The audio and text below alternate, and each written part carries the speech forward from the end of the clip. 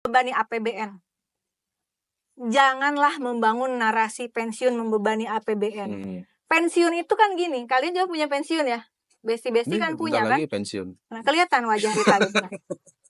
Jadi pensiun ini kan orang pensiun. Dia PNS TNI Polri bukan kemudian dapat giveaway pensiun sama tabungan hari tua ditambahin. Enggak, ini enggak ada, bukan giveaway. Dari gajinya dia bukan ditambahin pensiun dan tabungan hari tua. Bukan gini, balikin tuh di Kementerian Keuangan. Nah, ini gaji dipotong 3,sekian%, 3,25%, tabungan hari tua 4,75% adalah untuk jaminan pensiun. Total 8% dia dipotong setiap bulan dari gajinya. Jadi sumber tabungan hari tua dan dana pensiun uang dia sendiri adalah uang pekerja, bukan uang APBN. Iya, tapi kan mereka ini dalam konstruksi dia sebagai pekerja negara, PNS TNI Polri, pemberi kerjanya negara.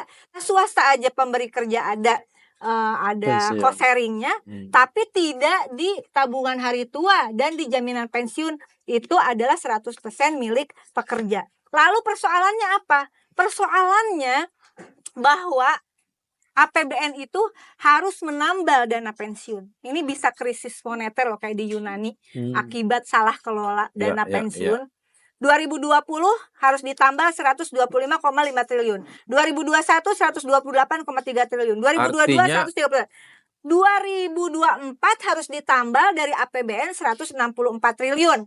Dan 2025 diproyeksikan harus ditambal 175 triliun.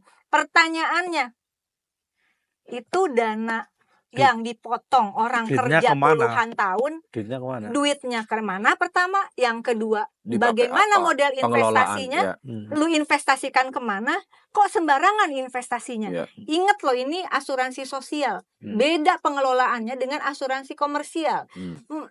Ya katanya mereka PNS TNI Polri maksudnya biar ada manfaat, juga dipotong kok. Katanya biar ada manfaatnya pensiunnya makin gede. Terus kemudian makanya itu pengelolaannya banyak yang salah menempatkan dana. Akhirnya kan yang dirugikan yang pekerja salah juga. Kan bukan pensiunannya. Iya betul, pengelolanya. Jangan, makanya itu kekerasan simbolik loh. Lewat bahasa. Ketika saudara-saudaraku yang terhormat di Kementerian Keuangan mengatakan pensiun membebani APBN, sama dengan mengatakan PNS TNI Polri dan siapapun yang dipotong upahnya, kita semua dipotong upahnya, membebani negara. Membebani negara itu ketika orang yang mengelola duit potongan upah kita nggak amanah. Dia sembarangan. Jadi korupsi di Jiwasraya 16 sekian triliun, jadi korupsi di Asabri 22 triliun, jadi investasi fiktif di Taspen 1 triliun. Terus apa solusinya? Solusinya yang ditawarkan adalah kemarin bagaimana quote and quote menyalurkan pensiun itu langsung oleh Kementerian Keuangan. Langsung. Kan harus ada dana pensiunnya. Iya. Ada pengawas lah. Itu benar. Benar di Komisi 11. Benar. Mana itu tadinya bagannya rapat kemarin nih, ini baru. Tanggal 7 ya. Rapat tanggal 7 Februari 2025, Direktur Jenderal Perbendaharaan DJPP Kemenkyu Astra Primonto Bakti mengatakan berencana mengambil alih tugas pembayaran pensiun. Oh, pembayaran. Iya. Pengelolaannya dana pensiun tetap ada kan? Kan ada OJK tuh yang mengawasi. Ya kalau misalnya uang itu pertama, makanya tadi ya balik lagi ke tata hukumnya ya. Emang ada resolusinya pembayaran oleh Kemenkyu. Makanya. Dana asuransi sosial.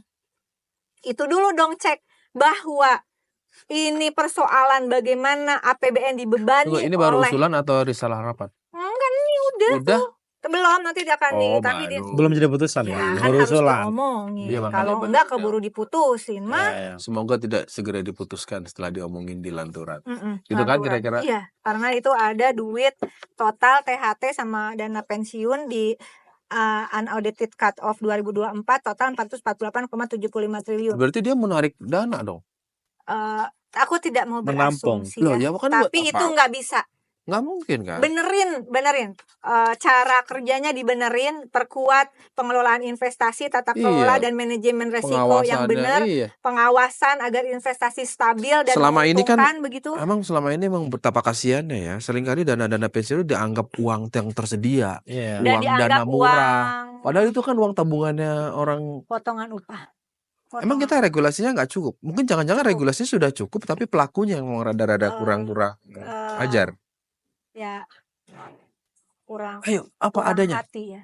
Maksudnya nggak punya, saya bilang kemarin nggak punya hati aja. Oh, Nggak punya hati. Lu mikir nggak sih itu orang-orang udah tuanya, terus kalau terjadi fraud segala iya. macam, Resiko atas investasi. oleh karena itu di dalam filsafat Hmm, perjumpaan dengan korban itu menjadi penting. biar Tidak bisa merasakan, biar dimediasi. membangun empati ya. Ya, jadi kita melihat air mata langsung, mendengarkan suaranya Ini langsung. kalau bagian gak enak-enak larinya ke sini. Air Lo kok mata kamu langsung. sensitif sih? Iya, air Jangan mata. mau nih. Iya. Kelihatan mukanya muka susah banget. Kenapa sih?